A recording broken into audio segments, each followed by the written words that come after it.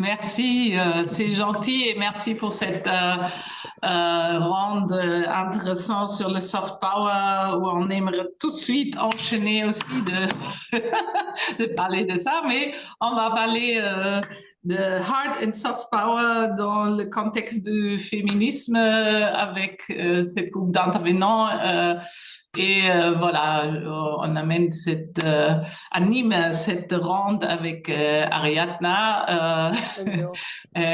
Voilà, et je pense, Neftis, tu es déjà avec nous. Oui. Oui, je suis là et je vous Super, vois et je vous entends.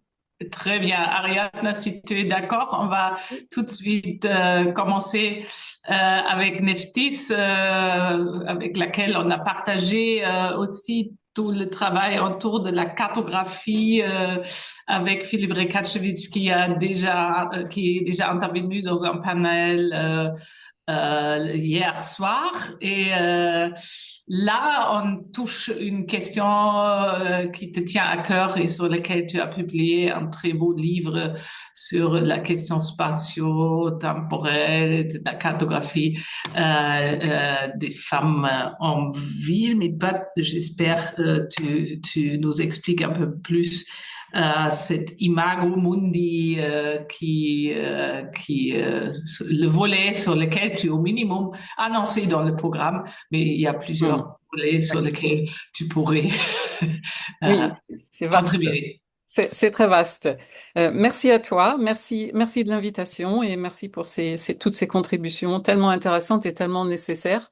Alors moi, mon apport, il est théorique, enfin, il se situe dans le champ de la théorie, et je vais parler des injustices socio-spatiales de genre, qui sont structurelles et qui sont universelles. Alors bien sûr, j'espère que je fais bondir quand je dis universel, mais bien sûr, il faut nuancer le propos. Alors, en entrée de jeu, moi, j'aimerais déconstruire cette notion de globalisation, mondialisation, qui pour moi relève de la langue de bois. Et dans ma perspective féministe, si je prends un seul exemple, c'est celui de l'idée que les multinationales seraient un facteur d'enrichissement des pays qui les accueillent. Et en réalité, on sait très bien que les retombées économiques locales sont minimales. Donc l'idée que nous vivrions sur une planète, un seul monde, un grand village, etc., et qui irait vers du moins bien vers du mieux est tout à fait à déconstruire. Alors pour déconstruire tout ça, moi j'utilise bien sûr, comme tu le disais, la contre-cartographie, qui est un outil qui a été jusqu'à présent, la cartographie a été au service des discours dominants. Et la contre-cartographie, elle va utiliser ce pouvoir performatif des cartes qui nous disent le monde d'une certaine façon, qui servent les pouvoirs dominants, notamment les cartes ont énormément servi la colonisation du reste du monde par l'Occident. Et aujourd'hui, les contre-cartographes mettent cet outil à leur service, c'est-à-dire que nous allons construire un contre-discours contre ce discours hégémonique. Et alors pour cela, moi, j'utilise les théories féministes dont je me suis rendu compte lors de mon travail sur l'épistémologie de la cartographie, qui a donné d'autres ouvrages, qu'elles sont mobilisées par les géographes féministes, mais aussi en général dans tout ce qui touche à ce qu'on a appelé le tournant spatial qui a diffusé dans les sciences sociales à partir des années 90 et qui veut que l'on prenne compte du fait que l'espace nous crée, mais nous créons aussi l'espace en retour. Donc on est dans une dialectique. Et considérer l'espace comme un contenant dans lequel se déploierait l'activité humaine, c'est complètement dépassé. Et il se trouve que les théories féministes, elles ont nourri, sans qu'on les mentionne, sans qu'on les cite, sans qu'on en ait conscience, ces évolutions des sciences sociales. Alors, bien sûr, moi, je mobilise ces théories qui permettent de mettre au jour un impensé, c'est l'impensé des pratiques spatiales de genre. C'est-à-dire, où que vous soyez sur la Terre, si vous êtes une femme ou si vous êtes un homme, vous aurez d'autres pratiques de l'espace. Et ça se décline à l'échelle du corps, mais aussi à l'échelle mondiale. Alors, bien sûr, moi, en tant qu'occidentale, ici en France et en Allemagne, il faut, et nous toutes chercheuses et chercheurs, nous évitons aujourd'hui d'avoir ce regard surplombant qui prendrait pour grille de lecture, la culture occidentale. Et pour ça, j'aimerais citer deux exemples. Le premier, c'est celui, le chat s'en mêle, et je vais essayer de le calmer. C'est celui, c'est l'idée employée par les grandes instances internationales qui voudraient que l'accès au travail soit un facteur d'émancipation des femmes. Or, il se trouve que dans les grandes villes mondialisées que j'ai citées en entrée, dans les pays en émergence, ces femmes, elles sont sous-payées. Donc, elles contribuent à faire monter les chiffres statistiques de l'accès des femmes au travail et elles se retrouvent sous-payées parce qu'elles sont femmes, tout simplement. Et en plus, elles cumulent, comme ici en Occident, leurs charges familiales traditionnelles. Donc, l'idée de l'émancipation par le travail, c'est un point de vue occidental. On est aussi dans des points de vue situés. Mais attention, si vous vous placez du point de vue de ces femmes des pays du Sud, pour elles, accéder au travail, eh bien, c'est avoir un salaire, c'est être salarié et c'est accéder à une reconnaissance sociale. Donc, on a des phénomènes contradictoires et nous sommes bien mal situés ici en Occident pour en juger. Deuxième exemple, peut-être plus difficile à saisir, mais le rapport à l'espace public. Dans les instances internationales, il est considéré comme une preuve de l'émancipation des femmes. Or, il se trouve que culturellement, l'accès à l'espace public dans les pays du Sud peut être très différent et non motivé par le genre par rapport aux pays du Nord. Donc là aussi, grille de lecture occidentale sur un phénomène que nous ne pouvons pas apprécier. Voilà, je voudrais juste évoquer ces deux exemples pour dire où réside le problème. Le problème, il réside dans le fait que c'est l'Occident qui dit le monde. L'Occident, c'est-à-dire les pays du Nord, les pays riches, ont la main mise sur l'image que nous allons donner du monde, et pas les pays du Sud. Petit exemple ici à nouveau, vous connaissez toute la plateforme OpenStreetMap, qui est une plateforme collaborative, c'est-à-dire tout le monde peut contribuer à fournir des informations. Et si on regarde bien, OpenStreetMap est nourri d'informations par les pays membres fondateurs de l'OCDE. Donc les pays du Nord riches disent les formes du monde. Et si vous appliquez une perspective féministe à ce fait, OpenStreetMap reconnaît, même si le chiffre est très difficile à établir, que non seulement les pays pauvres n'osent pas, et on ne sait pas pourquoi, mais ont sans doute contribué à nourrir cette plateforme, mais aussi les femmes. Les femmes seraient entre 5 à 10% à renseigner OpenStreetMap. Et je dis bien entre 5 à 10%, ce qui est absolument catastrophique. Alors la question est, pourquoi est-ce que ni les pauvres ni les femmes n'osent formuler un avis sur le monde? Voilà. Donc, les explications à tout cela, eh bien, si vous adoptez ces lunettes féministes, elles sautent aux yeux. C'est tout simplement cet universel masculin qui prévaut absolument partout sur Terre, qui a des origines très très anciennes, c'est-à-dire que l'être humain, l'homme, eh ben, c'est le mâle et la femme n'est que relative au mâle. Et qu'est-ce que ça donne? Eh ben, ça donne ce qu'on appelle le gender data gap, ce trou d'information sur les données genrées. C'est très très récemment que les grandes instances internationales produisent des données genrées, des indices genrés, mais ils sont minimalistes. Ils portent sur des aspects comme l'accès au travail, justement, l'accès à la représentation politique, l'accès à l'éducation sommaire et l'accès aux soins. À la santé, c'est tout. Donc nous sommes face à un immense impensé, c'est celui de l'existence des femmes. Et pour illustrer les problèmes que cela pose, on sait par exemple le soin, c'est-à-dire ce qu'on appelle le care, le soin n'est jamais représenté nulle part, il n'est pas comptabilisé. Par exemple, les PIB ne tiennent jamais compte du soin. Or, on sait que notamment dans les pays des Suds, si on le prenait en compte dans le calcul du PIB, il équivaudrait à 50%. Donc, pourquoi cette immense invisibilisation du travail fourni par les femmes? Parce qu'il est gracieux, tout simplement, et il est convenu qu'il devrait rester ainsi. Voilà.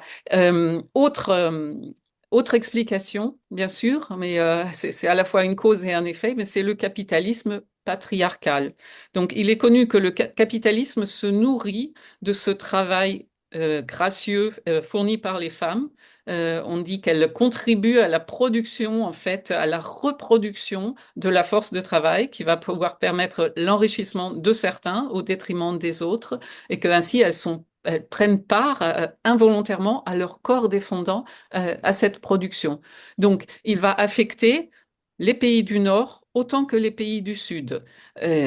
Tout simplement, et là j'aimerais prendre un exemple très intéressant fourni par la géographe Doreen Massey, Doreen Massey qui parle de la compression spatio-temporelle de la mondialisation. Ce serait l'idée, c'est l'idée que puisque nos déplacements, nos moyens de déplacement, nos transports et nos moyens de communication s'accélèrent, le monde rétrécit. Ce serait ça, la compression spatio-temporelle. En fait, elle bénéficie à qui, d'après Doreen? Et elle prend une très belle image. Un homme d'affaires dans son jet privé pourra faire le tour du monde en quelques heures. Une femme africaine qui va chercher de l'eau avec son seau sur la tête, elle aura besoin de 2 heures pour aller jusqu'à la prochaine lagune. Donc, les femmes des pays pauvres ne bénéficient pas de la mondialisation au niveau du temps imparti aux moyens de survie, en fait, de production de moyens de survie. Mais si on réfléchit bien, les femmes des pays du Nord sont exactement dans la même situation. Pourquoi? Bien sûr, elles peuvent prendre l'avion pour aller en vacances, mais dans la vie quotidienne, comme elles sont en charge du soin, on a remarqué qu'elles utilisaient d'autres moyens de transport. Elles utilisaient, par exemple, les transports collectifs. Elles n'ont pas les mêmes véhicules. Elles n'ont pas les mêmes mobilités. C'est-à-dire que les femmes se déplaceront pour fournir des services au collectif, aux autres, aux parents âgés, aux enfants, iront chercher les enfants à l'école, s'occuperont des vieux parents, etc. Alors que les hommes auront des moyens de déplacement dévoués à leur carrière professionnelle et à leurs loisirs. Et tout cela est documenté par des recherches en sociologie. Donc, cette injustice socio-spatiale, on la retrouve, elle se décline à toutes les échelles et elles sont en interdépendance. Ce qui se passe au niveau géopolitique affectera vos pratiques spatiales au niveau local et inversement. Donc, moi, j'invite à les lire dans ce niveau qui est, j'enlève le chat, euh, à ce niveau tout à fait local, c'est-à-dire j'invite à lire en mobilisant les théories féministes qui sont celles de la subjectivité, de la connaissance située, c'est-à-dire je sais d'où je parle, je sais en tant que première concernée que je parle par exemple en femme Spivak les pays pauvres en tant que subalterne, etc. Et une fois que vous asseyez sur cette base-là, vous produisez, ce que disent aussi les féministes, une objectivité forte, c'est-à-dire consciente du point à partir duquel vous parlez, et ça va enrichir votre information. Alors, pour terminer, moi, je voudrais juste citer 4 exemples. Alors, je ne sais pas si je peux... Est-ce que je peux partager? Oui. Sans trop perdre de temps. Partager ici et ici. Alors, voilà. Je passe les premières images que j'avais préparées. Voilà. Donc ici, la carte d'OpenStreetMap. Je ne sais pas si vous la voyez, je partage bien. Oui, on Oui. voit. Mhm. Oui. Alors, plus la zone est foncée, plus il y a d'informations fournies à OpenStreetMap. Donc, on voit bien, pays de l'OCDE, membre fondateur en fait, 5% à 10% de femmes. Sur les mobilités, donc ces mobilités différentes, la perspective féministe sur nos pratiques spatiales, le spatioféminisme, il va s'intéresser notamment à la visibilisation. Ici, c'est un atelier que j'ai fait à Montreuil avec des femmes à la rue qui étaient dans un squat et je le montre ici pour illustrer le fait qu'en fait, la migration en Europe, elle est constituée à 50% de femmes. Vous ne verrez nulle part des recherches qui portent, à part Camille Schmoll qui a bien mis cela en exergue, qui portent sur la condition, la vie, le ressenti de ces femmes. Donc là, nous avons fait un atelier sur leur parcours de vie jusqu'au squat, où ces femmes sont analphabètes. Elles m'ont posé beaucoup de questions très touchantes du genre là, j'ai été caillassée, comment est-ce que je montre ça? Ici, on a la prison. J'ai été mise en prison tant de temps, comment est-ce que je montre ça? Là, j'ai été violée, comment est-ce que je vais montrer le viol? Et à la fin de l'exercice, elles m'ont dit, mais d'abord, elles ont voulu représenter leurs enfants, ça c'était très touchant, mais elles m'ont dit, mais personne ne nous a jamais demandé quelle était notre vie. Donc, par la cartographie, on peut arriver à montrer ces invisibilisés qui sont les premières concernées, bien sûr, de leur situation, qui ont une connaissance informée, sensible, subjective de ce qui leur arrive, une information que vous ne trouvez absolument nulle part. Deuxième exemple, nous sommes baignés dans un univers, dans un paysage informationnel masculin. Et quand je fais des explorations avec mes groupes, donc je fais énormément d'ateliers de contre-cartographie avec tout public, nous explorons les villes et nous constatons ce qui se passe au niveau de la statuaire et ici un très grand classique de la contre-cartographie au niveau des odonymes. Les odonymes, ce sont les noms de rues. Ici, vous avez Vienne, c'est le projet Gender Atlas qui montre en rouge les rues portant des noms de femmes et en bleu, bien sûr, les rues portant des noms d'hommes. Ici, intéressant, vous avez la longueur cumulée de ces rues. En bleu, les hommes, en rouge, les femmes. Donc, les femmes, on leur attribue depuis peu les noms de toutes petites rues ou de stations de métro.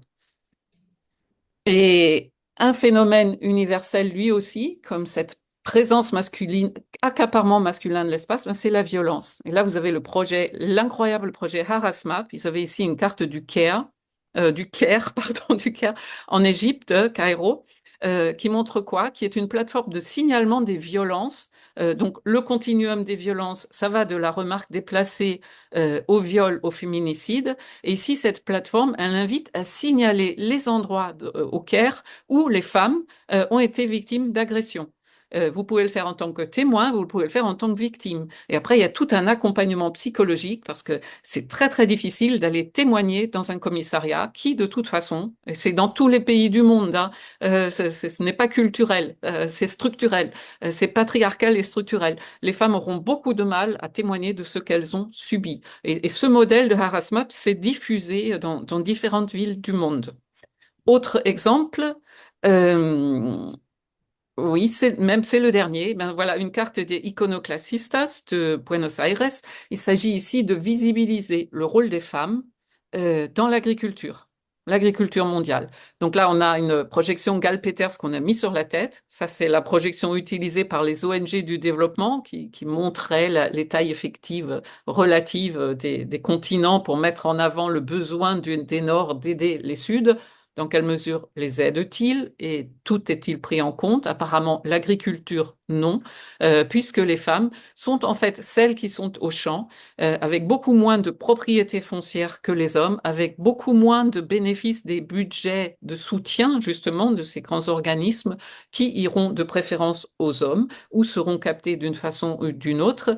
Et ces femmes sont pourtant celles qui sont en charge du care, de la survie de la famille, qui sont donc fortement impactés par tous les conflits et les dérèglements climatiques qui les poussent à quitter leur lopin de terre, et qui, en plus, sont dépositaires des cultures, des techniques agricoles ancestrales.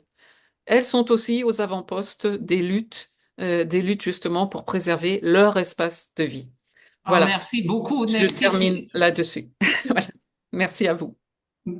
Mille pistes à rebondir dessus. Ariadna, je propose, on donne tout de suite la parole à l'invité, mais voilà, j'aimerais bien réagir, mais voilà, pour que les panels listes peuvent parler. Donc, Renata, tu es d'accord, Ariadna? Je suis d'accord. Merci beaucoup en tout cas, c'était très intéressant et je pense qu'on peut faire tout à fait le lien avec Renata. On est très content de t'avoir aussi, Renata. Elle va, en tout cas, l'intitulé, sa présentation, ça va être sur façonner un territoire salé, l'extraction de sel gemme au nord-est du Brésil. Donc voilà, Parce qu'on fait le lien avec la dernière carte qu'on a vue avec Nestlé. Bonjour à toutes et à tous. Vous m'entendez bien? Oui. Est-ce que je peux partager aussi? C'est juste plutôt pour les photos. Ah, je sais jamais comment partager ici. Partager, il y a un truc qui est partagé. Normalement, vous pouvez partager Il en y a, bas. il y a écran, document, mais il En bas au milieu, partagé, Il y a ouais, un bouton vert. vert, ouais. Voilà. Oui, je suis là, c'est juste Ah, d'accord. euh, Après, d'accord, sur ton PC. Hmm. Hmm. là, si je peux partager l'écran, peut-être c'est plus facile. Je ne veux pas perdre le temps si je n'arrive pas à partager. Euh, Sinon, est-ce que je peux partager envoyer à toi, Ariana? Oui, oui, tu peux me l'envoyer. Je passe la. Oui, oui. Et peut-être vous pouvez déjà, pendant ce moment, parler peut-être de vous et de vos... Oui. Oui. C'est là. Difficile hein, de faire tout ça. Peut-être je dis un mot.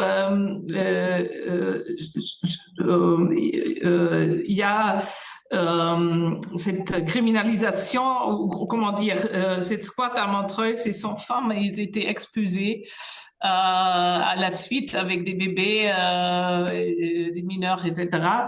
Et on a juste eu un panel sur les mouvements sociaux avec Prison Insider qui nous a montré que l'augmentation des femmes en prison, 60% des dernières 20 années, qui veut dire la criminalisation de ces situations de pauvreté, non-logement à la rue, etc., a augmenté et ça concerne au premier plan les femmes. Et ça, c'est aussi une injustice, une intersectionnalité des injustices qui se montrent et qui font voilà, lien. Mais là, il y a la présentation, c'était juste une injection. À Renata, Ouais, c'est à toi, Renata. Merci beaucoup, Ariana. Merci beaucoup, Estelle. Merci, c'était les deux personnes qui me contactaient pour m'inviter pour faire partie de ces marathons. Je suis contente de pouvoir présenter. En fait, je n'ai pas eu beaucoup de temps de préparer en présentation. En fait, je vais utiliser juste les photos qui font partie de cette présentation parce que là, je vais présenter, j'ai quand même changé les titres parce que je vais parler plus sur l'impact de l'extraction du sel sur la vie des femmes. C'est des femmes qui travaillent dans la mangrove, qui font le ramassage de coquillages dans la mangrove, et sur une petite île localisée au nordeste du Brésil. Tu peux passer, s'il te plaît, Rihanna. Oui. Localisée au nordeste du Brésil. Juste pour montrer la carte. C'est là. Et c'est une petite île à côté de Salvador de Bahia, pas loin. L'île, elle est exactement située où commencent les îles des îles de Taparica. Et c'est vraiment une petite île un peu cachée et pas très loin de Salvador, mais ça reste quand même loin à niveau de transport. Je travaille dans cette île qui était... Pendant ma thèse, j'ai travaillé là-bas, mais avec sur une autre question, plutôt sur les rapports avec la mort et les récits des pêcheurs et des pêcheuses de coquillages sur la mort et la présence des morts dans la mangrove et aussi dans les techniques de pêche. Et là, en fait, depuis les années 60, 70, s'installer dans cette île une entreprise qui c'est l'entreprise d'extraction du sel. C'est le Celgem. Et depuis, il y a eu de grands changements dans la vie des personnes de cette communauté. C'est une petite communauté de 600 personnes environ.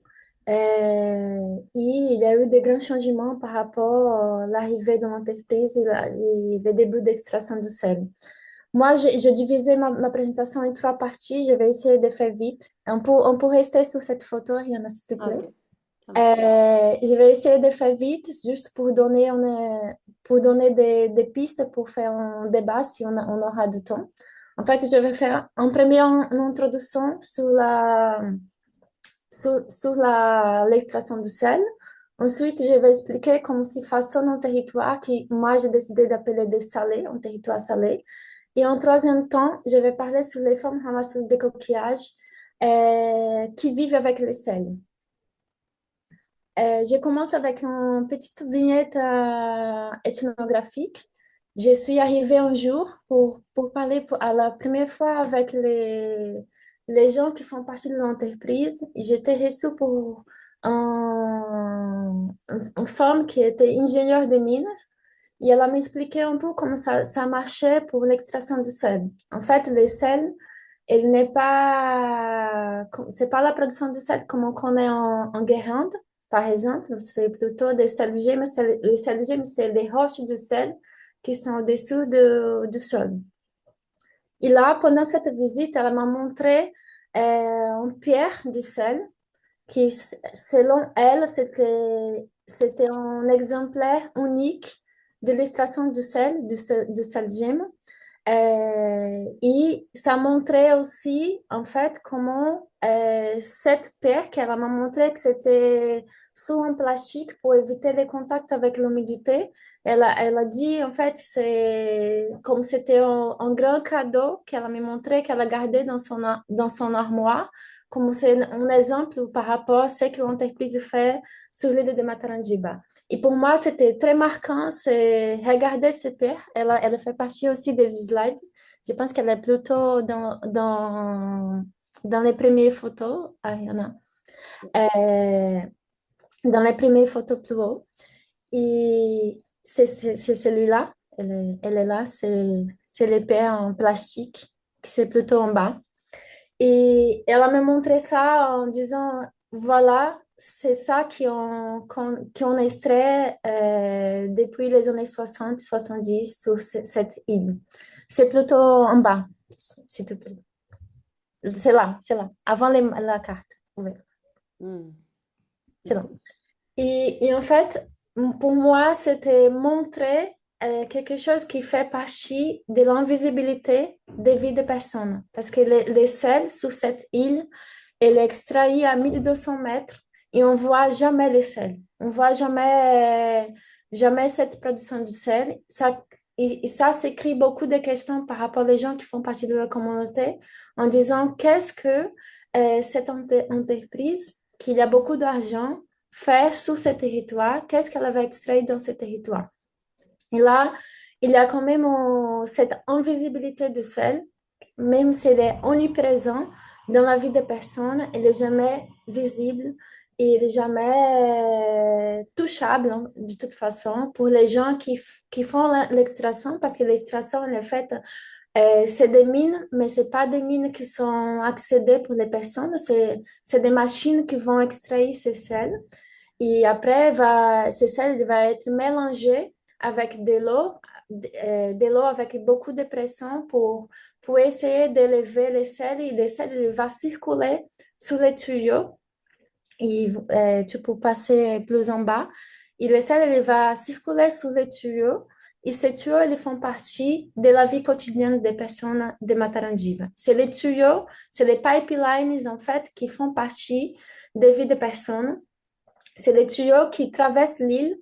Et dans mes recherches, j'essaie de montrer comment l'entreprise, pour contrôler les flux du sel qui vont passer, qui vont circuler sur ces tuyaux, elle va aussi contrôler la vie des personnes, la vie des humains, la vie des non-humains et aussi la vie des plantes, et la vie aussi, et en fait la circulation du sel. C'est ça que j'essaie de montrer, que c'est l'entreprise, elle va fabriquer ce territoire salé, et fabriquer ce territoire salé, c'est faire en sorte qu'il y a plusieurs tuyaux qui vont couper l'île en deux. Et aussi, pour faire ça, elle doit contrôler tous les vies qui font partie de ce territoire. Et dans ce travail, en fait, j'essaie aussi de partir dans une discussion aussi féministe, parce que je pars du regard des femmes par rapport à cette exploitation du sel. Et le regard des femmes, en fait, c'est le regard des femmes par rapport aux impacts sur leur vie et la vie des enfants de ces femmes. Et pour faire ça aussi, c'est pas uniquement des théories féministes, mais aussi je pars des études décoloniales et anticoloniales surtout, pour comprendre comment en fait la colonisation, c'est pas un fait historique, mais c'est quelque chose qui vient de l'ordre des continuités et des reconfigurations d'un processus qui est marqué pour l'appropriation des terres, la domination des corps féminins, la dépossession des personnes, des animaux et des plantes. Je me base surtout avec les études de Max Libreron, qui va parler surtout sur la pollution et colonisation. Moi, je pars de cette idée pour comprendre aussi comment, en fait, les sels, il fait partie aussi, il est quelque chose, c'est un objet pour comprendre ces relations qui sont encore des relations coloniales par rapport aux territoires et par rapport aux personnes qui vivent encore dans ces territoires. Et je donne aussi un autre exemple pour essayer de comprendre aussi comment ce territoire est façonné. Un jour, quand j'étais avec les femmes qui ramassent les coquillages, les ramasseuses de coquillages, dans la mangrove, il y a la photo qu'Ariane vient de montrer. Dans la mangrove, elle était en train d'extraire des huîtres. Les huîtres vont pousser dans les racines des mangroves, des paludiers. Et pendant ce moment, il y a une branche de mangrove qui est cassée. Et dans ce moment, cette branche est cassée, il y a de l'eau qui est tombée sur nous. Et c'était un mélange de l'eau avec du sel. Et moi, j'ai demandé à la femme, Maria, Maria, pourquoi cette branche, il y a tellement de l'eau dedans, l'eau mélangée avec du sel. Et elle n'avait pas la réponse, moi, je n'avais pas la réponse. Et quelques jours après, on a vu qu'il y avait des vers qui étaient dans la branche et c'était des polychètes, c'est la dernière photo en bas. Et ces polychètes, non, c'est les petits vers qui est là. Ah, pardon. Non, c'est pas grave, mais ces petits vers, en fait, il va infiltrer les branches des paludiers. Et une fois qu'il commence à infiltrer, il va créer des canalisations internes. Et une fois que la marée elle monte, il y a de l'eau salée qui va être dans cette branche. Et petit à petit, le fait que la branche, il y a des tuyaux internes qui vont se créer dans cette branche des paludiers, va faire que petit à petit, les paludiers ils vont mourir avec cette polychète. Et en fait, je pense que cette polychète, c'est l'exemple par rapport à la façon comment l'entreprise elle façonne le territoire. En fait, c'est des vers qui vont créer des tuyaux sur un territoire et petit à petit, ils vont faire mourir la vie, la densité des arbres qui font partie du territoire et aussi ils vont gérer l'impact sur la vie des personnes. Je ne sais pas si j'ai encore de temps, je pense que quelques minutes pour Oui, tu peux encore 3 minutes comme ça, on peut laisser. On doit juste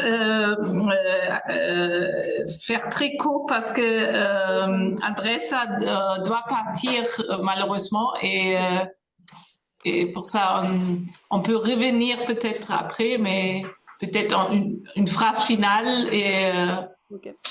Oui, bien sûr, c'est juste et pour conclure, une fois j'ai demandé à une femme ramasseuse de coquillages qu'est-ce qu'elle a pensé par rapport à l'entreprise. Et en général, les gens disent qu'en fait, dans ma vie, il n'y a rien qui a changé. Mais quand elle a dit ça, il n'y a rien qui a changé. En fait, elle a dit, je n'ai pas, ma vie, elle n'est pas améliorée, elle n'est pas pire qu'avant, parce qu'en fait, les femmes sont aussi exclues de la vie, de cette vie qui a été créée, des emplois, elles ne font pas partie de ça. C'est des hommes qui vont être embauchés pour travailler dans cette entreprise.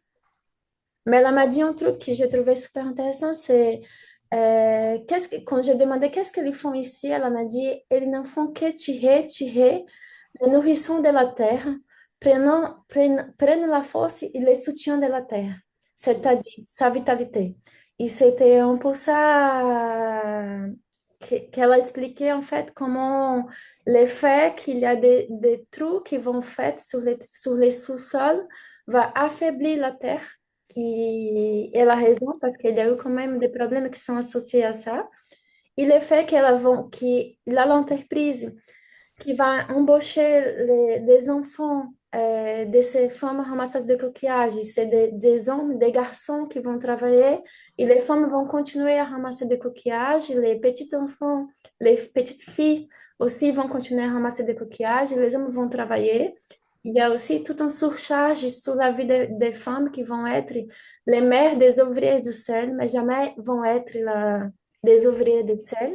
Il y a aussi toute la violence sexuelle avec aussi le fait qu'il y a des fonctionnaires qui vont venir passer du temps dans les moments de perforation des mines, qui laissent les filles plus jeunes aussi dans une situation de vulnérabilité et toute l'exclusion, pardon, que les femmes vont passer avec cette extraction du sel. Mais si, j'espère que c'était clair, parce qu'il y a quand même beaucoup d'informations. C'est juste une sous-partie de ma recherche et j'espère qu'on va avoir du temps pour des questions. Merci beaucoup. Merci beaucoup, Renata. C'était trop bien. Et merci pour voilà, avoir été jusqu'ici. On va passer donc la parole rapidement à Karima. Et si on peut... No, Andressa, Jorge d'abord. Because she has to leave, sorry, I have the behind information that she has to leave. And so we maybe give her and we come back to you with questions to you, Renata, after, because very important presentation, I think. You did. So, Andressa, the floor is yours, and I even let you present yourself by speaking about your topic. Hi, everyone. So, good morning, at least here in Brazil, very, very early. I'm sorry, I don't speak French. And also, my English is not that good, but, and I have this heavy flu.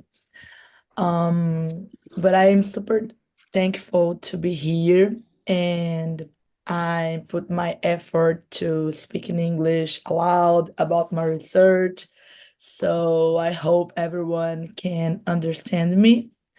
And I really believe that communication is beyond that word. So I also hope you can feel a little bit about the topic I will share with you. So I'm Andresa Jorge. I'm from Rio de Janeiro in Brazil. And I'm from a very specific place. I'm from a favela, da Maré. Usually favela is a term translated in English as shantytown or slums, but I don't like to use these terms. I use favela also as a political term and affirmation. And unfortunately, the place where I was born was internationally known by a very tragic experience because it's the same place of birth, the same place where Marielle Franco was also born. So we came from the same favela, and now I'm living here, and also part of my PhD I'm doing in US too. So I worked since I was 14 years old inside of the favela with different NGOs, grassroots projects, and always around the issues about women, race, gender, sexuality, reproductive justice. So this is the kind of the topic usually I work with. So I would share my screen if I'm allowed to do this.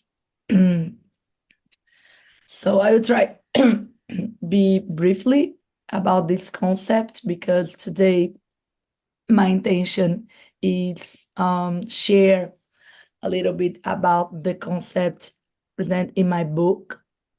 In 2003, I launched a book here in Brazil. It's in Portuguese, called Favela Feminism, Feminismos Favelados in Portuguese. And this book was a result of my master research. And then I think it's important to say my academic background, my undergrad was in dance. So I'm a dancer, and my master was in race and ethnic relations.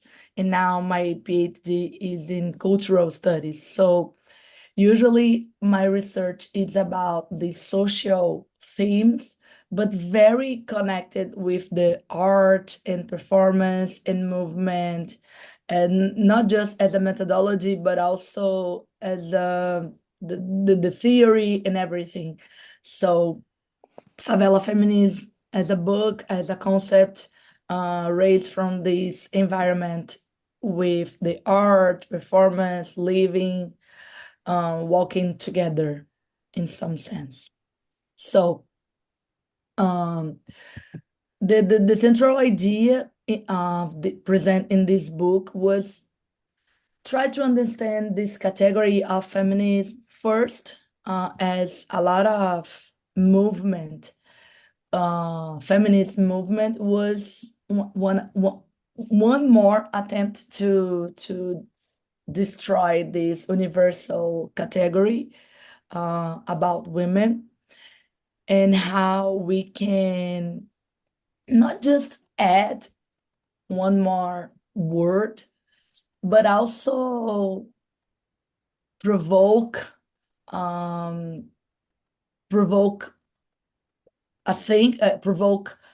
kind of thought around how these concepts are created, and more than that, how these concepts are spread for the society and beyond the academic spheres, how this social concept as feminism have had impact or not in different space. So this was one of the attempts to discuss the idea of feminism in a very specific context inside of one cluster of 15 favelas in Rio de Janeiro, Brazil. So how we can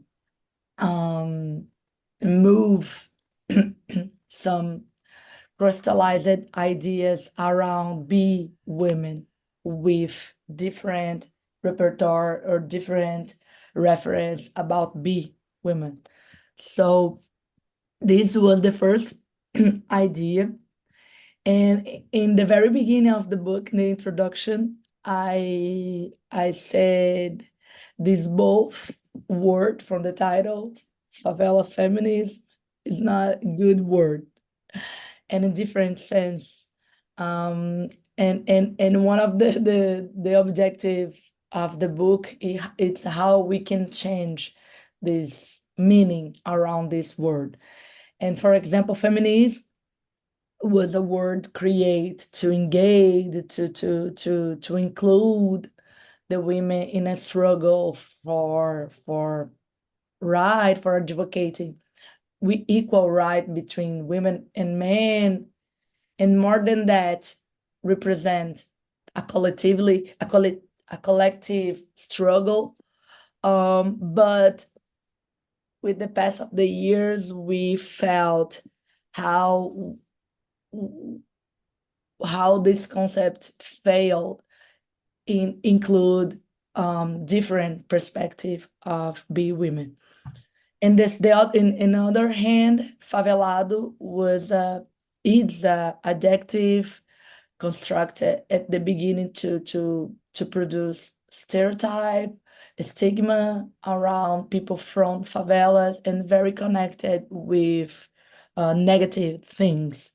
And as a political movement, a lot of people from favela are trying to change this sense of favelado and assume this adjective as something positive. So these two words are in the same path of change, the initial perspective, the initial objective. So this is another challenge the book are in face of. And the beginning for this debate is the understanding about territory. We must to develop this concept very grounded in our territory in order to try to feel, to think, and also to include not just the problematic, not just the issues which emerge from this territory, but also try to find the answers, the protagonists, the theoric thought around these issues, or moved by these issues with these people who actually live these questions, are affected by these questions. Because when you think about this power diagram, often the answers, the resolutions, the theory around a specific issues historically ignore, have been silenced or silence the people who had the experience living this space. So one of the things that this concept claim is how the territory is it's attached to race, the question, but also provoke everyone to see how the answers or the solution or the, I don't know, the collective actions, the culture are living with these questions. So this is one of the mainly substance about this book. And when talking about the favela, it's impossible to generalize and just choose one category, like, oh, okay, it's Black women, or oh, okay, it's poor women, or I don't know, because we need to understand how the identities are formed in a specific environment. For example, when I'm talking about Maré, even when I'm talking about Maré, I'm talking about a very heterogeneous space because it's a cluster with 15 favelas. And I came from one of these 15 favelas. So even that, it's a different reality inside of this space, because when I talk about Maré, I am talking about 140,000 people living in at least in 4 kilometers. So it's very dense and it's very alive. And in 2019, the one specific NGO from Maré made a census in order to qualify the profile of this community, and we have the majority of this territory are women, and the majority was self-declared as Black. So we have a framework about this territory, but even that, it's very heterogeneous because favela is also, when we think about one favela in the southeast of Brazil, which was historically Rio de Janeiro was the with most time the capital of Brazil, a very well-known area. We have a lot of process of migration between the northeast of Brazil to southeast of Brazil. So favelas is also a territory with a huge presence of people from northeast and this merge a different dynamic inside of the territory too. So I used a methodology called escrevivência corporal, based on the escrevivência was a concept created by Conceição Evaristo, a Black author, a Brazilian Black author, which means how we can write this life experience, but I add the corporal with claiming about how we write this life experience through the cultural practice, through the cultural practice inside of this territory, and how we can find knowledge inside of this cultural practice. So I'm very quickly to Yeah, Andresa, sorry, I think it's so good. I just looking at the time. Maybe you can also decide maybe one last message in a way, and we pass the floor to Karima, and in order that she has a bit of time as well to present. okay. I'm so Sorry sorry about it. for that because No, it's fine. Just that it's very quickly. the game. I said if the idea if we have specificities in concerning about territory, like institutional, because inside of the favelas we have a specific institutionality which allowed a lot of police brutality.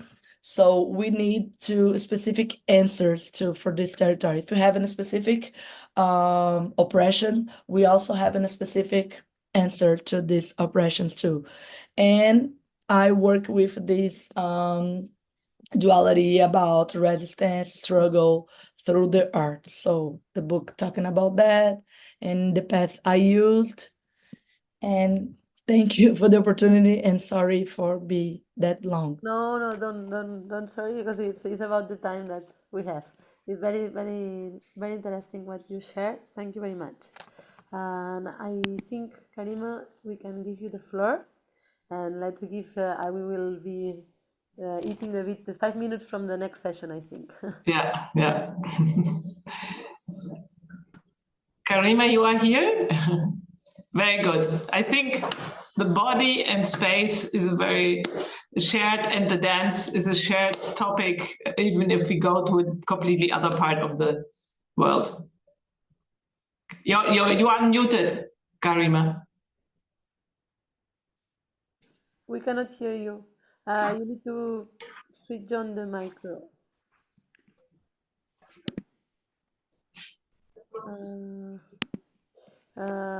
In the audio. You just have to put the mic. You click on the button on the left.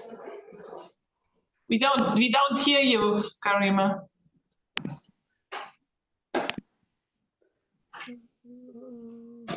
C'est le bouton à gauche de l'écran en bas. Oui.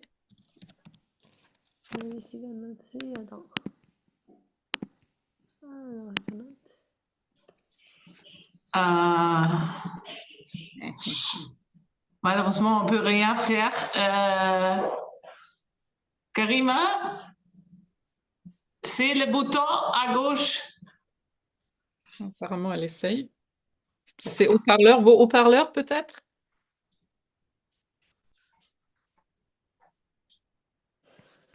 Non. Le chat. Vous avez le chat aussi à disposition. Je sais, mais peut-être, j'ai l'impression parfois. On n'arrive pas à lire. Ah, ça, c'est pas mal. Donc,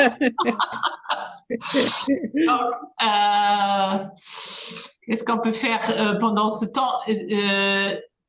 Je propose une chose. Comme on a encore 4 minutes, soit on commence avec le prochain panel s'ils sont déjà là et on intègre quand même Karima dès qu'on a résolu dans le prochain panel, comme c'est la globalisation depuis les marches, on peut aussi dire que les femmes doivent rentrer dans ces marches, mais ce panel, je trouvais extrêmement intéressant et important de partager toutes ces présentations fortes. Karima, il semble on peut t'entendre. Parle. Je ne vous entends pas. Vous pouvez parler? Karima, je pense que ça marche. Faut juste parler. Non, essayez à parler. Est-ce que vous... Non? Elle me semble qu'elle ne nous entend pas, je pense, maintenant. Je pense que c'est une bonne idée, sinon on saute à la prochaine séance et on va l'intégrer Oui, je pense aussi. Je dis parce que les gens sont là. Il y a Didier aussi qui va... Voilà, on va faire ça et on va donner la place à Karima. Merci beaucoup pour ces contributions fantastiques sur le féminisme, Renata, Andressa et Neftis. Et bonjour, chers collègues. Merci Didier et merci tout le monde pour la prochaine séance sur la globalisation depuis les marges. Voilà.